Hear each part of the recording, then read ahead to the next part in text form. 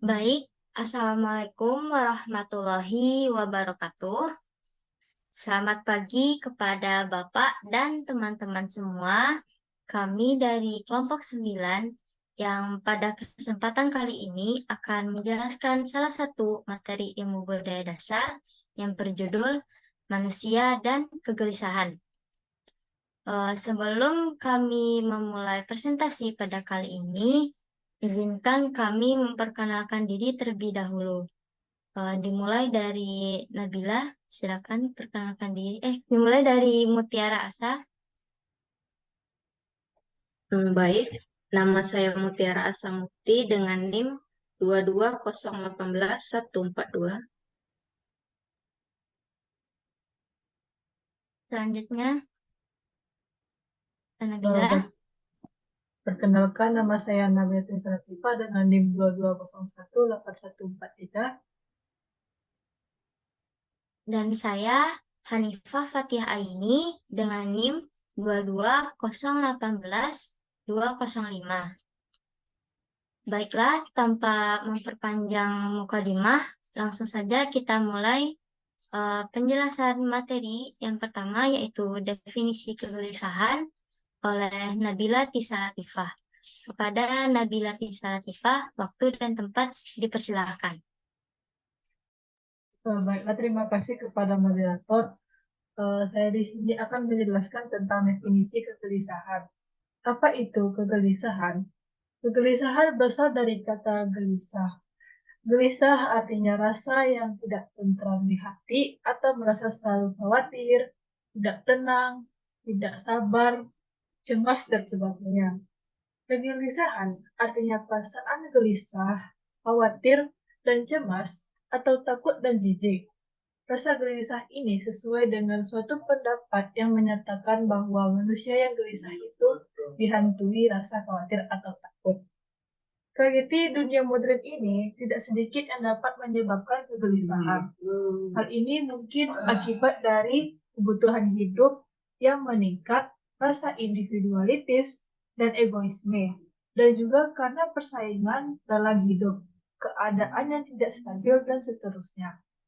Kegelisahan dalam konteks budaya dapatlah dikatakan sebagai akibat adanya insting manusia untuk berbudaya, yaitu sebagai upaya mencari kesempurnaan. Atau dari segi batin manusia, gelisah sebagai akibat dosa pada hati manusia. Dan tidak jarang akibat kegelisahan seseorang sekaligus membuat orang lain menjadi korbannya. Ada beberapa faktor-faktor yang menyebabkan orang mengalami kegelisahan. Yang pertama, adanya perubahan hormonal. Perubahan hormonal ini bisa terjadi pada saat masa pubertas, seperti pada anak remaja pada umur sekitar 12 tahun sampai 18 tahun. Dan juga bisa terjadi pada kehamilan ataupun menopause, seperti orang tua. Dan dapat mempengaruhi suasana hati dan menyebabkan kegelisahan pada beberapa individu. Yang kedua, adanya perasaan yang tidak aman atau trauma. Trauma ini bisa seperti pelecehan yang terjadi di masa lampau dan membuat trauma pada diri seseorang, dan juga kekerasan fisik. Kekerasan fisik ini bisa secara dari luar, dari keluarga, atau dari orang lain. Hal ini dapat meningkatkan risiko seseorang mengalami kegelisahan karena adanya trauma yang mendalam yang terjadi dan melekat pada diri seseorang. Dan yang ketiga, adanya perubahan hidup yang signifikan.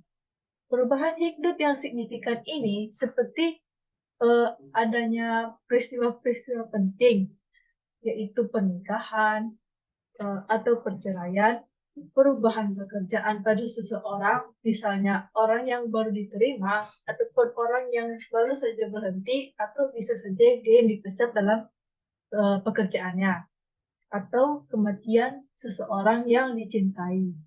Karena kematian dari seseorang dicintai ini bisa saja mempengaruhi emosional dan perasaan pada seseorang.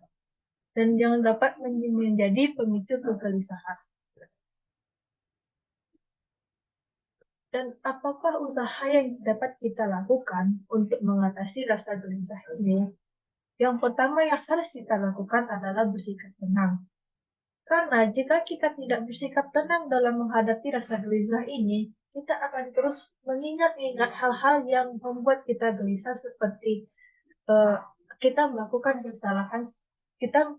suatu kesalahan. Namun karena kita tidak bersikap tenang, hal itu akan terus teringat di otak dan terus terulang sehingga membuat rasa gelisah itu semakin membesar dan semakin melekat pada diri. Dan dengan sikap tenang ini, kita bisa berpikir dengan tenang dan segala kesulitan dapat kita atasi. Dengan ketenangan ini, orang yang mengancam kita mungkin akan mengurungkan niatnya. Dan juga, terutama jika seseorang semakin gelisah, orang itu bisa muncul dan menampakkan kegelisahannya secara fisik atau secara luar. Sehingga jika ada orang yang ingin mengancamnya, itu akan memperburuk situasi. Maka dari itu kita yang pertama harus kita lakukan adalah bersikap tenang agar sesuatu yang buruk dan kita juga bisa berpikir dengan jernih dan bersih. Baiklah, sekian itu penjelasan saya. Saya kembalikan ke moderator.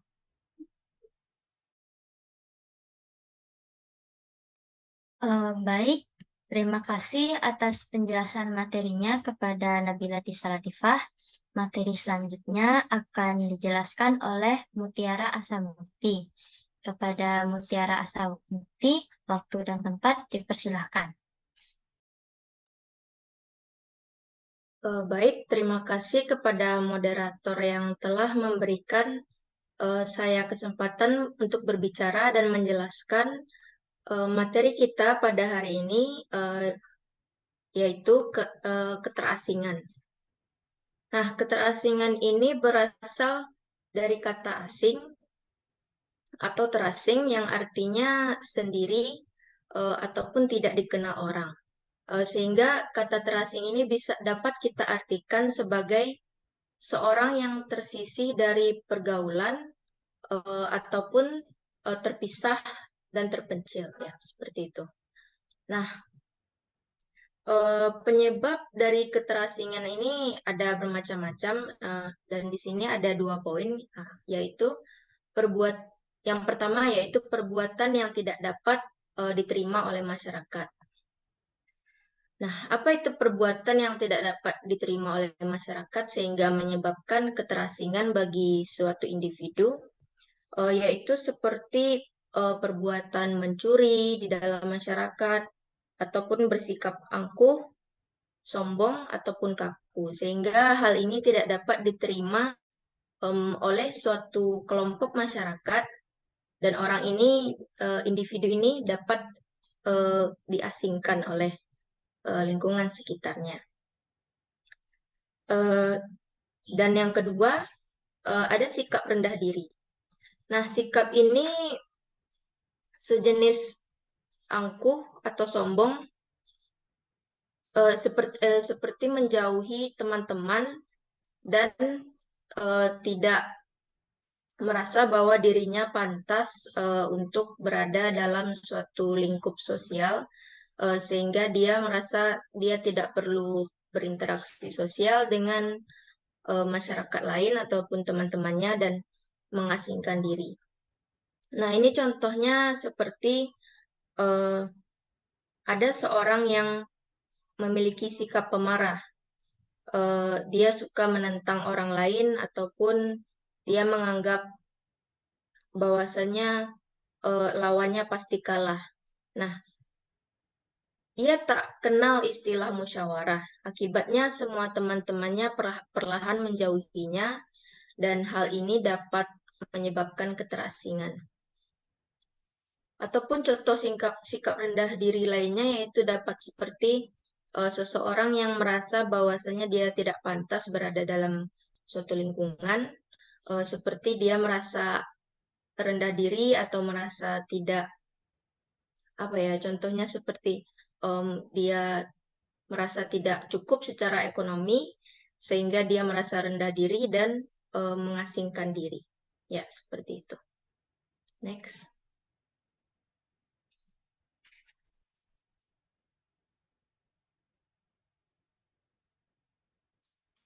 Nah, bentuk-bentuk keterasingan sendiri ada 4 yang setelah kami sama-sama mencari, yaitu ada keterasingan sosial.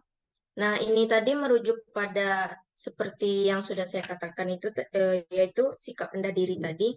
Ini merujuk pada perasaan terisolasi dari hubungan sosial ataupun kurangnya dukungan sosial. Nah, seseorang yang mengalami keterasingan sosial mungkin merasakan kesepian atau merasa bahwa mereka tidak memiliki teman dekat atau mereka merasa bahwa tidak dapat berinteraksi dengan orang lain dengan baik sehingga terciptalah keterasingan. Dan yang kedua yaitu keterasingan emosional. Hal ini terjadi ketika seseorang merasa bahwa orang lain tidak dapat memahami pemikiran atau perasaan yang ia coba sampaikan. Dan ini dapat membuat seorang individu merasa terputus-putus atau disconnected dari reality.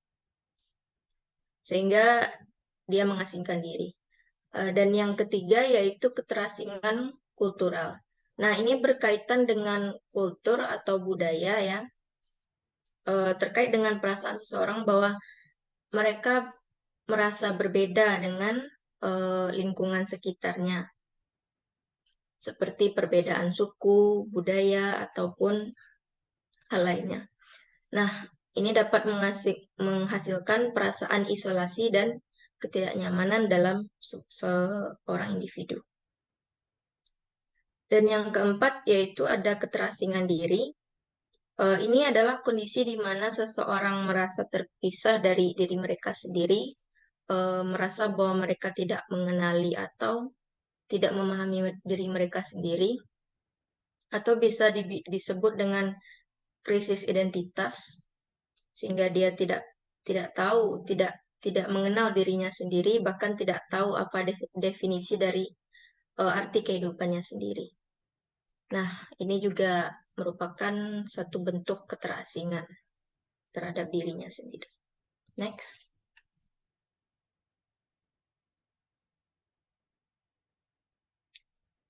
Nah, usaha-usaha yang dapat kita lakukan untuk mengatasi keterasingan ini adalah dengan kesadaran yang tinggi. Seperti andai kata kita berbeda dari suatu lingkungan sosial yang sedang kita ada di sana, kita harus memiliki kesadaran yang tinggi seperti cobalah untuk bersosialisasi atau tidak bersikap rendah diri dan menyadari bahwasanya sebenarnya manusia itu sama.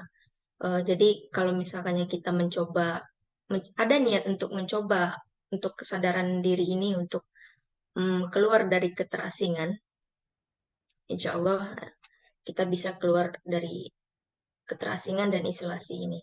Dan yang kedua yaitu banyak bergaul dan belajar. Ya, untuk meningkatkan harga diri tentu kita harus banyak belajar dan banyak bergaul dengan lingkungan sekitar. Pergaulan itu dilakukan sedikit demi sedikit dan terus meningkat sehingga akhirnya menjadi biasa dan tidak mengalami keterasingan. Nah, dan yang ketiga yaitu jangan takut kehilangan. Mungkin kehilangan memang sulit, sebab siapa yang ingin merasa kehilangan? Sehingga rasa malu itu sulit dihindarkan, meskipun perasaan itu hanya ada pada dirinya. Nah, dengan membiasakan diri, bahwasanya kita tahu kita tidak takut lagi kehilangan, maka insya Allah kita tidak akan terasing atau terisolasi dari suatu kelompok masyarakat. Nah, next.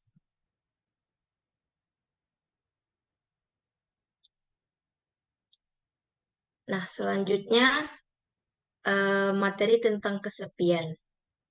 Nah, kesepian ini sangat berhubungan erat sekali dengan keterasingan tadi, karena keterasingan ini sepertinya adalah dampak dari, kesepian ini adalah dampak dari keterasingan. Nah, kesepian itu adalah sunyi, lengang, berasal dari kata sepi yang artinya sunyi dan lengang, sehingga kesepian artinya bisa sikap merasa sunyi atau lengang terhadap diri sendiri. Nah, sebab-sebab kesepian itu ada dua di sini. Yang pertama, frustasi. Frustasi adalah perasaan ketidakpuasan ataupun kekecewaan akibat kesulitan dalam mencapai atau mencapai tujuan atau keinginan tertentu. Nah, contohnya seperti setelah seorang individu, setelah seorang anaknya menikah dan memiliki rumah sendiri, yang mana dia tidak tinggal lagi dengan anaknya. Nah, ini bisa menciptakan rasa kesepian ya, karena tidak puas dan kecewa akibat satu kejadian. Dan yang kedua yaitu akibat dari keterasingan. Nah, seperti yang sudah saya katakan tadi, bahwasanya keterasingan dan kesepian itu berhubungan erat. Keterasingan itu sendiri tadi sudah dijelaskan bahwasanya berasal dari sikap angkuh, sombong, yang kemudian diasingkan oleh anggota masyarakat, dan dia terasingkan, terisolasi sendiri dan tidak memiliki interaksi dengan lingkungannya, sehingga hal ini dapat menyebabkan kesepian. Contohnya itu seperti seseorang yang di sini seperti Pangeran Siddhartha, yaitu putra Raja Kapilawastu, meninggalkan istana, tempat kemewahannya, keramaian, dan keindahan. Karena frustasi menyaksikan kontradiksi keadaan istana dengan keadaan di luar istana yang menderita, maka tinggalkan istana dan ia pergi ke hutan, ke tempat yang sunyi, mencari hakikat hidup. Nah, hal ini dapat menyebabkan kesepian karena mengasingkan diri dari situasi sosial. Nah, sekiranya itu saja materi mengenai kesepian dan keterasingan. Selanjutnya akan saya kembalikan kepada moderator. Baiklah, terima kasih atas penjelasannya dari Mutiara Asamukti. Selanjutnya saya akan menjelaskan materi tentang ketidakpastian. Seperti yang bisa teman-teman dan Bapak lihat di PowerPoint yang kami tampilkan, ketidakpastian adalah perasaan yang tidak pasti atau tidak menentu. Atau ketidakpastian sendiri berasal dari kata tidak pasti yang artinya tidak menentu pikirannya atau mendua atau apa yang dipikirkannya tidak searah dan memiliki tujuan yang tidak jelas. Itu semua adalah akibat dari kita memikirkan atau pikiran kita tidak dapat berkonsentrasi dengan baik. Ketidakkonsentrasian tersebut bisa disebabkan oleh berbagai macam. Yang jelas, pada saat itu pikiran kita sedang kacau. Ketidakpastian bisa berkaitan dengan berbagai aspek kehidupan, termasuk ekonomi, kesehatan, pekerjaan, hubungan, dan aspek kehidupan lainnya. Contoh dari ketidakpastian adalah tidak tahu apakah investasi yang kita ajukan akan menguntungkan kita, tidak tahu apakah tes kesehatan kita eh, menghasilkan hal yang baik atau yang buruk, atau kita tidak tahu apakah suatu hubungan yang kita jalani akan bertahan lama. Dan banyak contoh-contoh lainnya yang bisa kita temukan dalam kehidupan sehari-hari. Oke, next.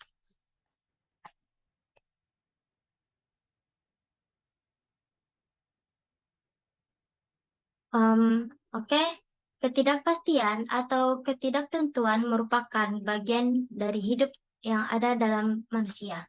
Setiap orang dunia ini pasti pernah mengalami ketidakpastian. Bahkan anak kecil sekalipun pernah mengalami hal yang serupa. Oke, selanjutnya saya akan menjelaskan tentang sebab-sebab ketidakpastian.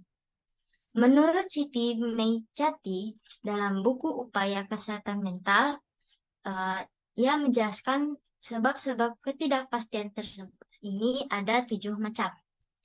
Yang pertama adalah obsesi.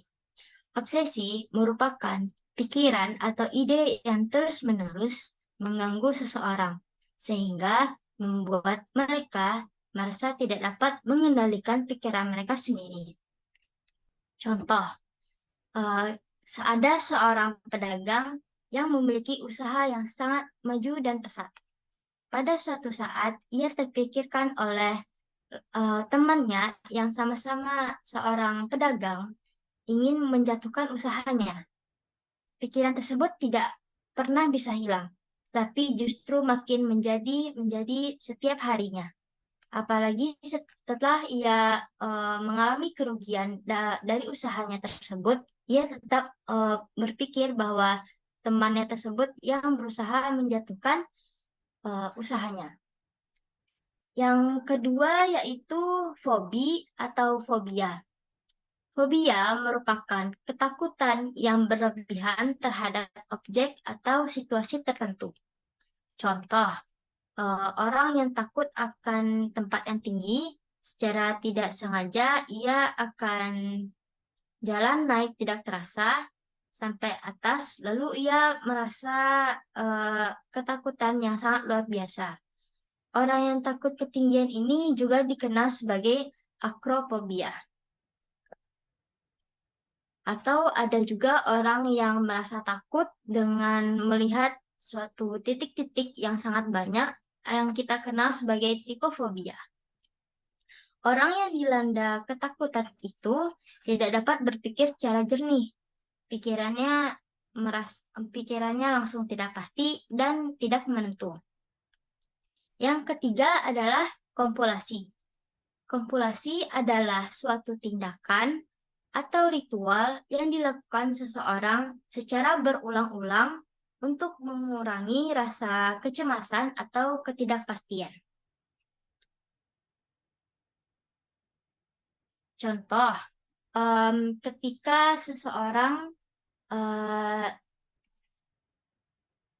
tiba-tiba saja ingin mengambil barang milik orang lain atau yang kita kenal sebagai kleptomani.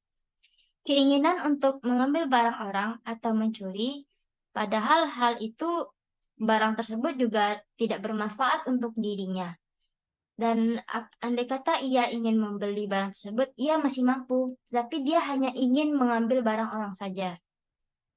Atau contoh yang kedua, dispomani, yaitu keinginan untuk ingin minum minuman keras.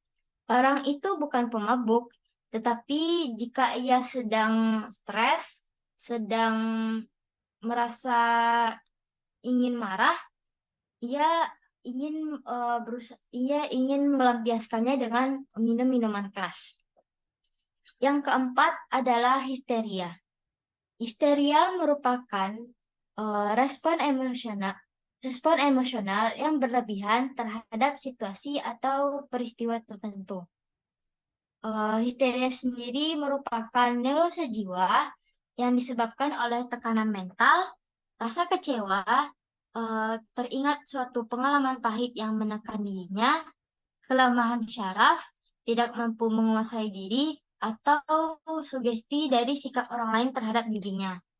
Misalnya tiba-tiba temannya mengacuhkan dirinya atau seseorang yang sedang ia dekati tiba-tiba slow respon, itu bisa termasuk dalam histeria. Contohnya sendiri, em, ketika Ibu Bakri sedang melayani anaknya makan, datang orang-orang mengetuk pintu dan mengatakan bahwa suaminya telah meninggal dunia. Di luar, ia melihat orang-orang banyak membawa jenazah suaminya yang ditutupi oleh kain. Lalu ibu tersebut merasa histeris dan berteriak-teriak karena ia merasa tidak percaya bahwa suaminya yang sangat ia cintai telah meninggal dunia. Yang kelima adalah delusi. Delusi adalah keyakinan palsu yang kuat dan tidak rasional. Delusi sendiri merupakan suatu sikap yang menunjukkan pikiran yang tidak beres karena berdasarkan keyakinan palsu tadi. Orang yang delusi tidak bisa memakai akal yang sehat karena tidak ada dasar kenyataan dan tidak sesuai dengan pengalaman. Delusi sendiri terbagi atas 3 macam. Yang pertama adalah delusi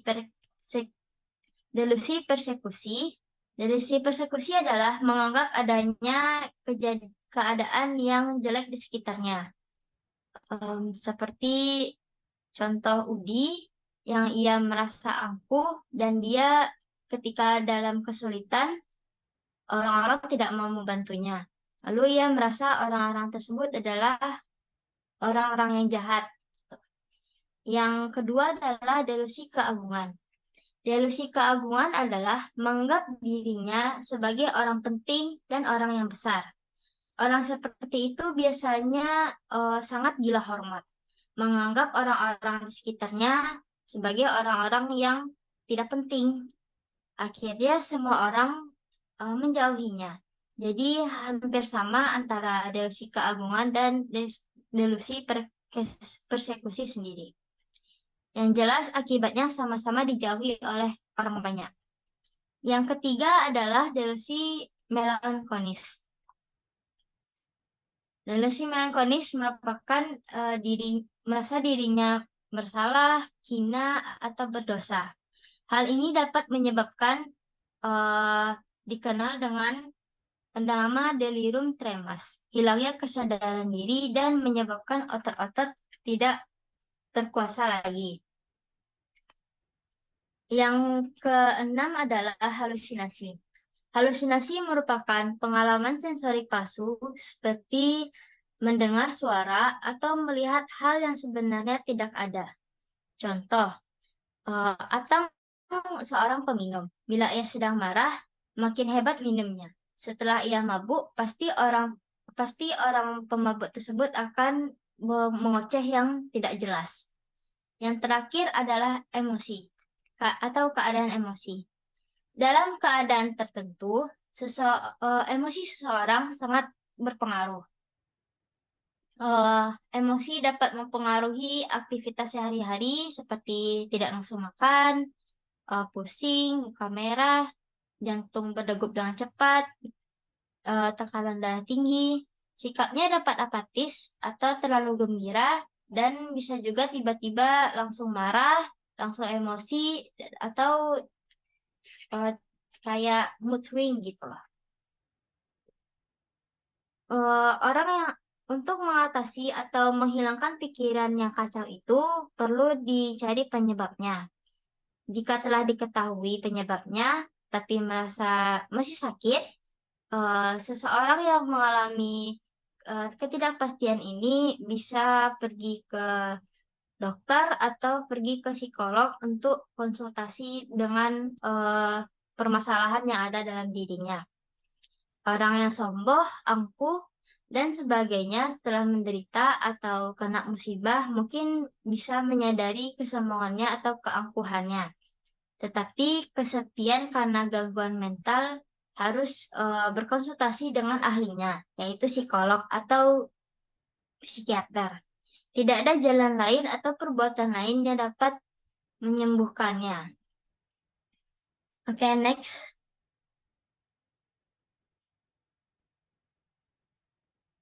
Oke, baik. Terima kasih kepada teman-teman semuanya dan Bapak dan partner kelompok saya.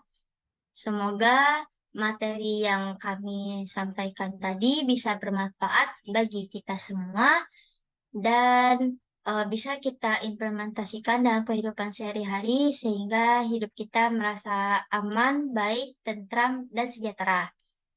Eh, Terima kasih atas perhatiannya. Apabila teman-teman atau Bapak ingin menanyakan sesuatu, bisa mengikuti diskusi yang akan ada nanti pada kelas offline. Dan apabila ada kesalahan selama kami melakukan presentasi, kami memohon maaf dengan sebesar-besarnya. Terima kasih atas perhatiannya. Wassalamualaikum warahmatullahi wabarakatuh.